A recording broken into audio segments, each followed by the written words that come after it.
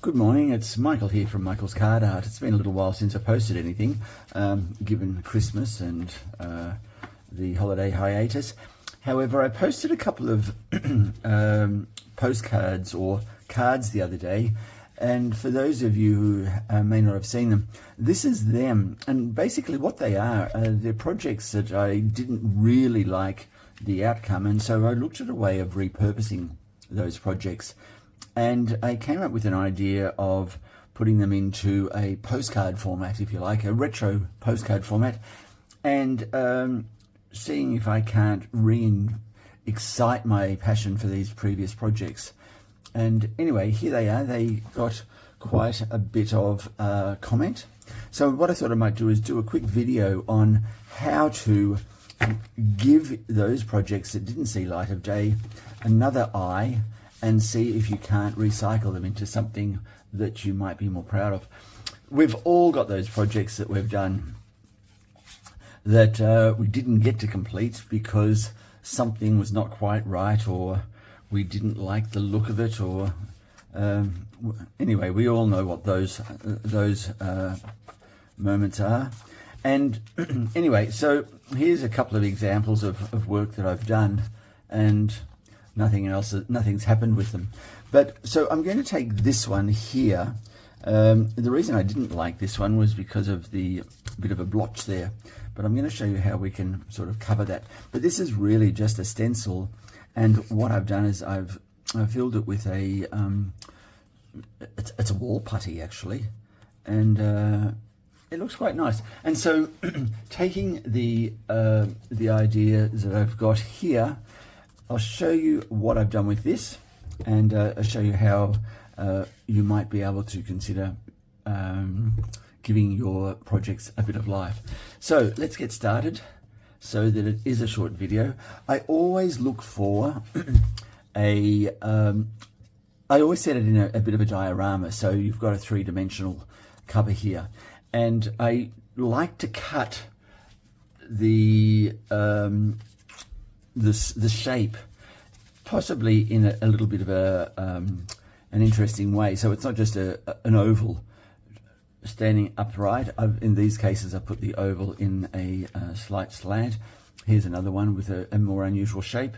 Here's a square that is standing vertically, and here's another example of that sort of more interesting shape cut in a vertical format as opposed to on a slight angle.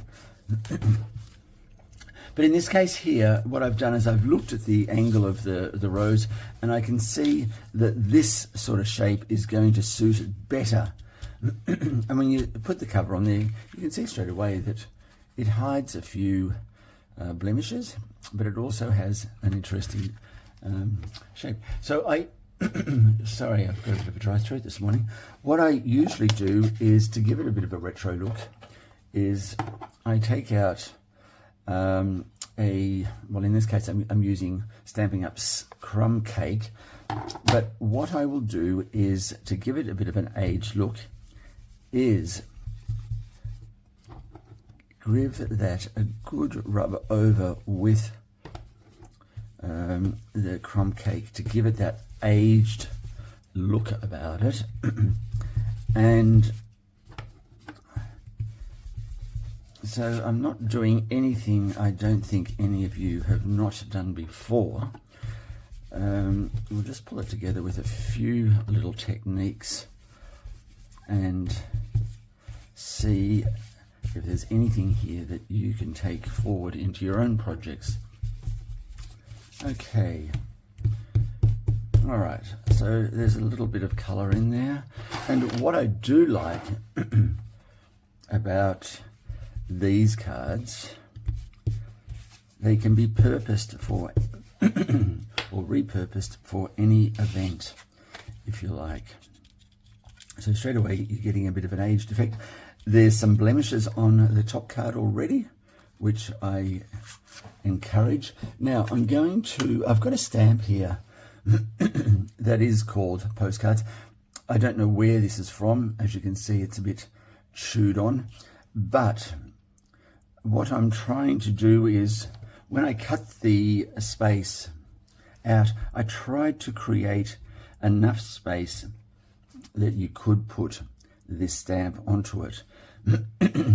And I'm also looking for, in my little stash, here it is here, this stamp here is invaluable because it also gives a sense of age as well. Okay, now I think that's enough crumb cake there. I'm going to grab out Stampin' Up! Early Espresso, and we're going to line that up so that we can get this postcard printed on here. I won't worry about these swirls. So let's see how we do this. Okay, that looks like there's good coverage there. Now the trick is to get it to sit in that lower section, and I'm going to go with that. Voila, very good. And even though there is a little bit of a halo there, we're not going to let that worry us. I've also got a good collection of stamps and postmarks that I've collected over time, and in this case I'm going to go with this one here.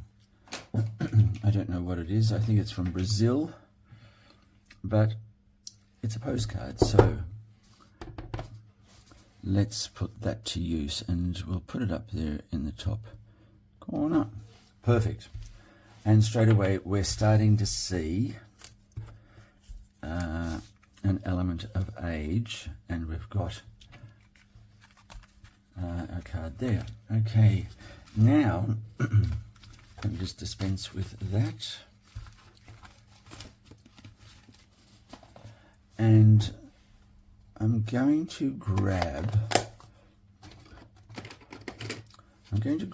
some distress ink because I like to give the outer surface a bit of a burnish, like so. Now I'm using my card to give me some support on the outer layer. You don't need to do this. You can do it without the support. However, I find it gives me the support that I need. Okay, now that looks nicely burnished. I might just give a little bit of a touch up down the bottom here. There we go. All right. Now, I'm going to place that, like the others, onto a card base that is that will act as the background support for the whole piece. Let's grab my bone folder and just make sure that that's square on. There we go. Nice sharp fold. And so it's going to look like this. Okay. One of the things that I do though is I always mount the top frame with dimensionals. Now the reason I do that is because it gives a sense of height to the overall project. So let me show you what I mean now. It's a very simple process. I'll just use the small dimensionals on those very fine areas where the border comes close to the image, Just remove those in the essence of time. Okay, so that's the smaller ones. It does help to have fingernails, let me tell you, when dealing with these little fellas. There we go. So I'll just grab the larger dimensionals now. There we go.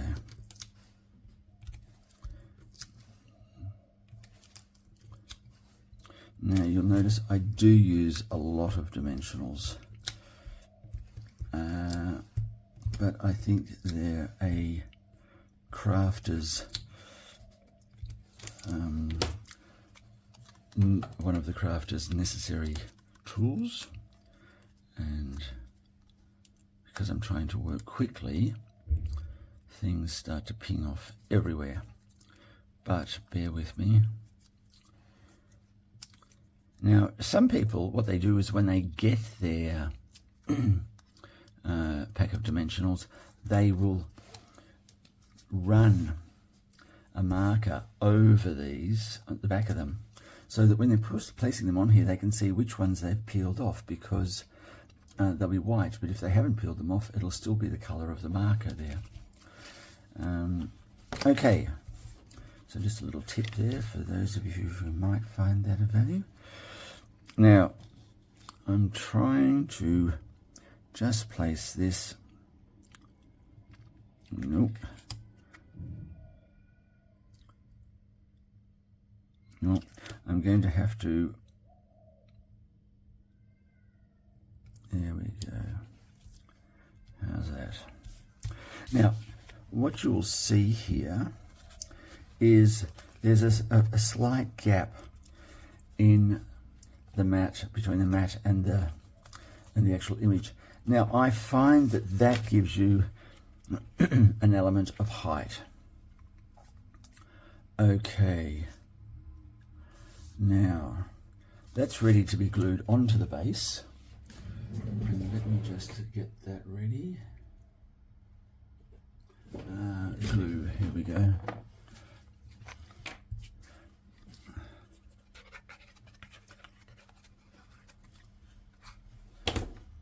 Right, and just place that. I'll just take that off screen for a moment. Beautiful. Now, what I like to do is add one more element to the card. And let me show you what I mean by that. Now, that extra element is something related to the image, if you like. In this case, it's some foliage. This is a particular plant from the hills of this locale, if you like. This is, I've made it out to be the lavender farm somewhere in France, or in possibly in Italy. And this one here is a butterfly. The backdrop is Amsterdam, I suppose, with these buildings, and our tulips here. So what we need is something that ties it in with the actual image, and in this case it's a rose. Let me see what I've got here. I'm just going to grab a stamp set or a die set that I've got with a rose, and I'll see if I can locate it very quickly for you.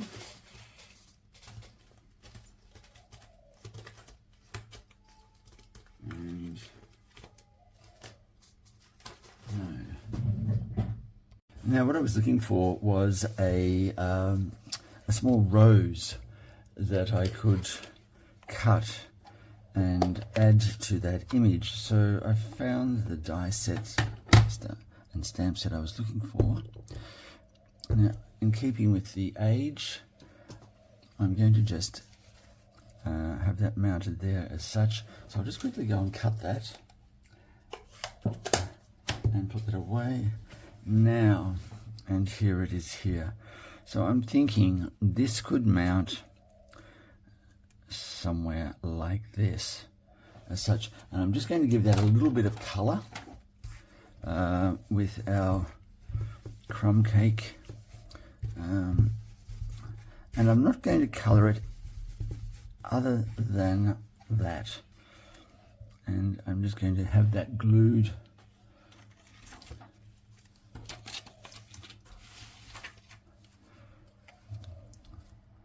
onto, there we go. And actually I probably don't need that coverage of glue right up to there, and there we go, and that's as simple as that. Now that could make a fantastic birthday greeting, and you could put, if you wanted to, you could put a greeting right across the center of something like that, or you could put a ribbon on there, and that would hide that little bit of a burnish, or that little bit of a blemish, I should say, in that section there. And then obviously we need to fill the backing of the center of the card, and we could stamp something like that in there as well. In fact, I might just do that now. I'll just go and cut this.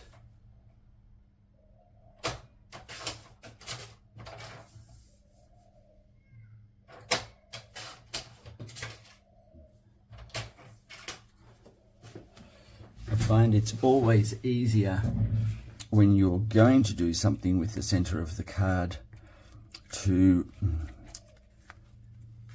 stamp it before you glue it in there, because, well, how do I know that?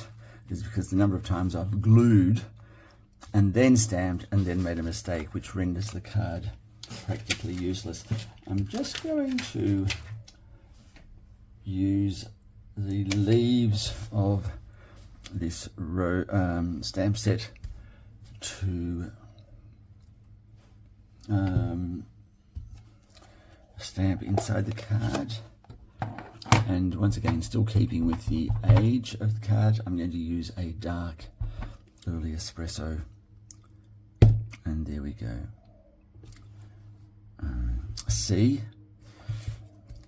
but not to be deterred, I'm going to turn that over, and I'm going to give that a good press. There you go. Perfect. I was a little hasty to remove my stamp. And there we go.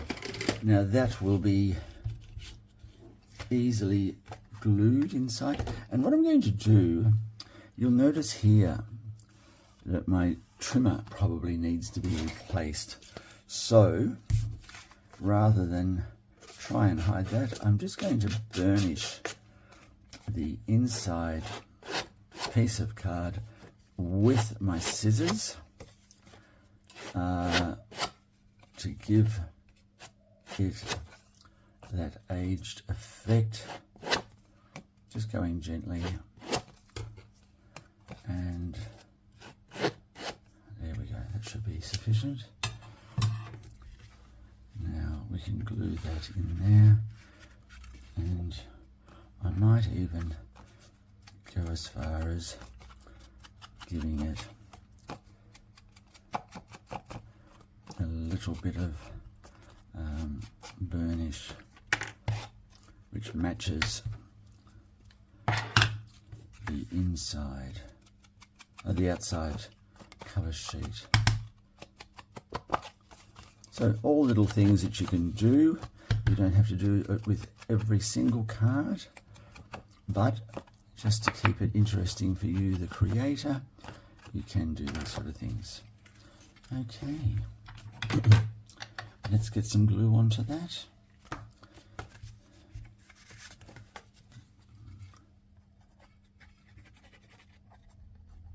There we go. Making sure it is up the right way.